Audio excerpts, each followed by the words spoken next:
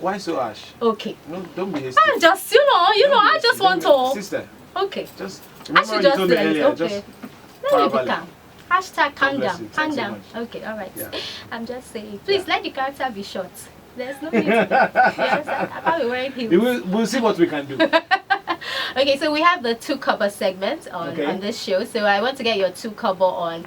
Kylie Jenner recently released a video showing us that she just had a baby. She apologized to the fans because she sort of didn't take them along for the ride. Especially since the Kardashians seem to be known for taking everybody along for the ride. So do you think that celebrities have a right to pick and choose what should be private and what should be public? I think every human being has the right to pick and choose what they decide to share or what they don't want to share. Yeah, I mean, I don't think much more needs to be said. I think that's a basic human right. So I know some people probably do feel uptight when they're not let into the world of a celebrity or whatever, but you have to remember at the end of the day, every single person is a human being and they have their own struggles and emotions and they have to deal with things that, the way they know. So if that's what she felt like she needs to do, more power to her. But I don't think it was much of a secret though, because I don't pay attention to celebrity news very much, but I'm pretty sure that people were talking about the fact that she was pregnant the whole time. So yeah, I mean hers was never confirmed, unlike Chloe's own, where Chloe even came with for the longest time, she didn't even show us her bump. So it was one of those worst kept secrets. We know you're pregnant, but we're not even. But we didn't see anything. Yeah, some people even thought maybe she was carrying kids, maybe she was actually the surrogate. There was just a lot of speculation. But you know what? Props to her for deciding that even though this is the way that my family normally operates, this is what I feel like I need to do, and I really respect that. For her to make that decision and say, you know what, I need to protect myself, I need to protect my baby, because at the end of the day, you protect what you love. And props to her friends. Like someone said, Kylie's friends kept her pregnancy a secret. I kissed someone on Saturday, by Thursday, by Sunday, the whole church knows. You need friends that are able, like you, Banky. Friends like mine. Friends like mine that kept my engagement a secret. Yeah, but then, Ebuka wore that Agbada, and now, I don't know if he's going to be invited for any more weddings. No, of course. Trust me, we are fully in tune with Ebuka's fashion experience. But I love the picture Captain took of him. Yes, let's pay you back. With him and Henry. Oh, yes. Yes. Captain definitely got it. But you know what? Captain is actually bad with. Captain is like the friend that you never give your phone to. I don't know why Ebuka doesn't know that. Yeah, I mean, I saw that picture. I was like, but wow. Captain is not his strong point. Wow. In life, you have to know what you are good at and stay away from certain things. Captain should go nowhere near a camera. Yes. Captain, you can take a picture of you and you only see your hair. Then you wonder if he was looking at the... Anyway, let me stop yabbing him. I'm sure he's turned in somehow. That means I shouldn't take a picture with the tall person and give him the phone. Because one of us will not be... You might not even see the tall person. It's the one part of the ceiling. Okay, the second one is there was a bride that accused her best friend of stealing her wedding. Basically what happened was she had a wedding date. And then her friend was getting married as well. Then her friend moved her own wedding forward to the same date as hers. Did the friend know about her date? Yeah. Invites had gone out. This is a Nigerian situation? Yeah. Really? So, what do you think? How would you handle the situation? Well, clearly the girl is not that much of a friend. No, I mean, I think that goes without saying. Hello, bestie me. Yeah. I have some information. Yeah. God has done. But then how did they... Has this already happened or this is in the process now? No, she basically just let it out online. She was just upset with her. Can you imagine? Her best friend is telling her now that she... And they will share bridesmaids now. You do said some people will go here, some people will go here. But I mean, I think that's really cold though. Yeah. It's really cold. Because the wedding is a special day. Okay. So Banky the artist, let's come back to you that we love. We love all the Bankys, but let's talk about music. So I mean, you have the new video. And you were very excited about that, and you actually said for you it's a big deal, right? Why? Because you actually said for me this is a big because deal. I first of all I learned a long time ago not to take anything for granted. I don't take success for granted. I don't take the fact that I have this job and that people like to watch my videos or listen to my music for granted. And secondly, because let's face it, I've never really fit the mold of your traditional Afrobeat musician, Afro-pop, I listen to it, but it's not necessarily music that I naturally make. So for me, it's a little bit difficult or a little bit different, the process of getting people to accept music and to listen to it and to enjoy it. So anytime that I'm able to hit that mark where people really connect something and it becomes a hit or it gets a lot of views, like that really means a lot to me, because I don't make the songs that you can just enter the club and just play the next Banky W song after the last Jim Jimpa hit song, you know. So when people pay attention to what I do, it means a lot to me. Okay, yeah. All right.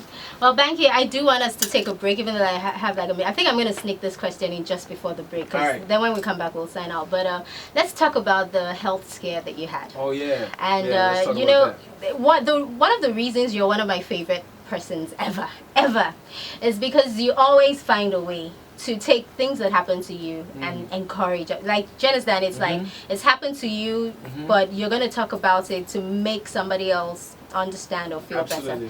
So, I mean, how scary was it for you dealing with that? And moving on, like, are there lifestyle choices that you have now had to make because of, you know, that health scare?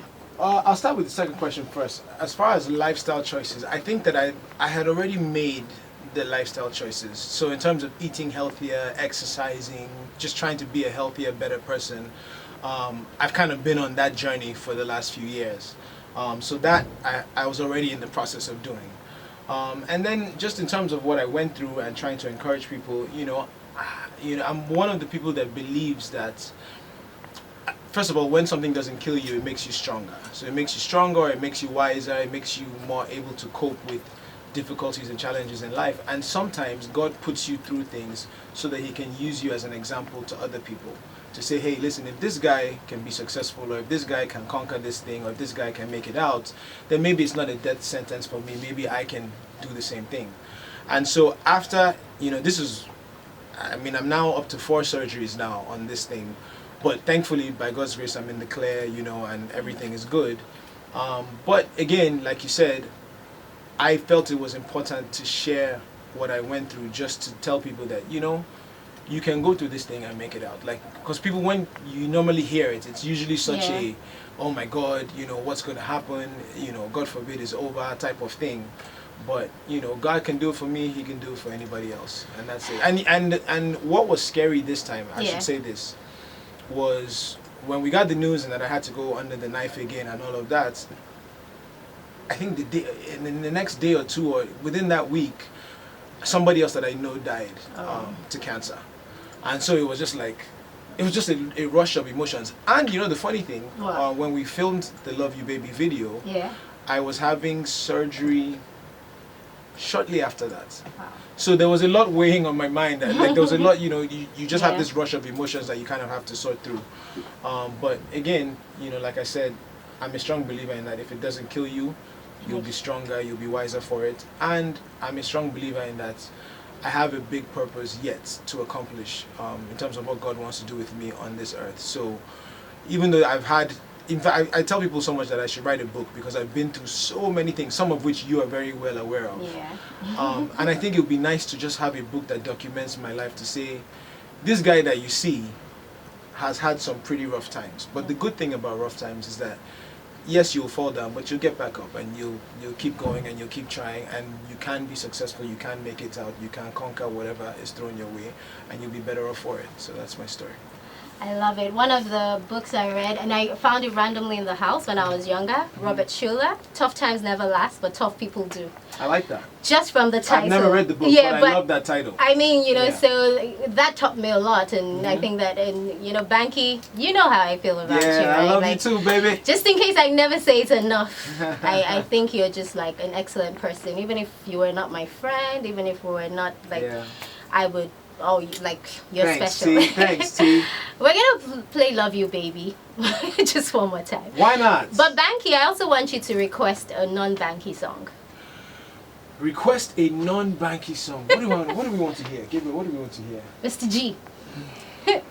Mr. G, that sigh was like, Can I request a non-Saw Madi song? Yes. Because I think he's dope. Yeah, okay. How about Tonight? Do you have that on there? Do you have that Yes. queued up? If you don't have Tonight's radio or any non-Saw Madi song. We have everything. Yeah. This is Inspiration FM. Let's go. Inspire me. We look. Why? Inspire me today. Look, fact. Oh my That's it. goodness. That's it. So, but if we don't have, we just sing it a cappella. Anyway, ladies and gentlemen, boys and girls, let's take a quick break. We have to pay some bills, and when we come back, sadly, we will be saying goodbye to Banky W. But remember, we're actually live, and we'll do one or two things just live, just after. Okay. Yeah. Okay. Cool. Banky, thank you very much. You're welcome. I bully him.